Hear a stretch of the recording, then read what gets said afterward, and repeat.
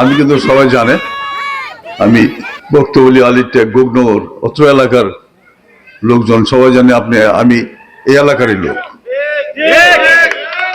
মহিলারা অনেকক্ষণ যাবৎ কষ্ট করছেন, আপনারা অনেকক্ষণ যাবৎ রোদ্রের মধ্যে বসে আছেন।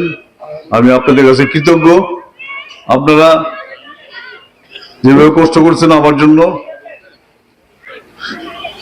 আপনারা আগামী দিনে 22 তারিখ, আগামী 12 তারিখ সকালবেলা 8টার মধ্যে যে আপনারা ভোট কেন্দ্রে যাবেন, ভোট কেন্দ্রে গিয়ে আপনারা হাতিমার্কায় ভোট দিবেন। এটা সবাই ভোট দিবেন আমাকে। আমি চাই আপনারা মহিলারা আপনাকে এগিয়ে দিবেন।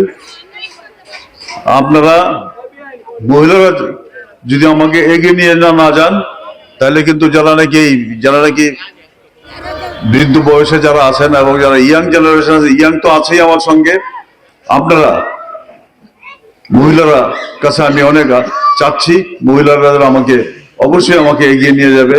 আগামী দিন এই 12 তারিখ সময় সকাল 8টার সময় গিয়ে আপনারা ভোট কেন্দ্রে গিয়ে আপনারা ভোট দিবেন। প্রথমেই আপনারা ভোট দিবেন, এটা আপনারা সবাই হাতিমার্কায় ভোট দিবেন, ঠিক না? এটা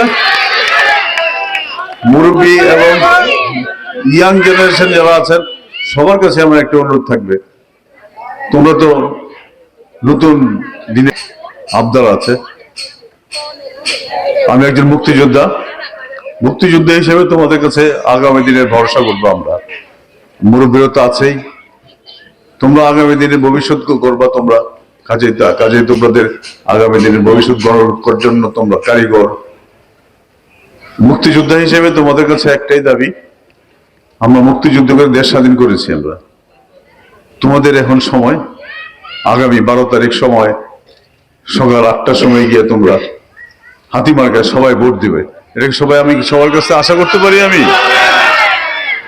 সবাই যদি সম্মিলিত ভাবে আমাকে চেষ্টা করেন, তাহলে আপনাদের যে দাবি দাওয়া দিয়েছেন, এই দাবি দাওয়াগুলো আমি অনেক আগে থেকে জানি।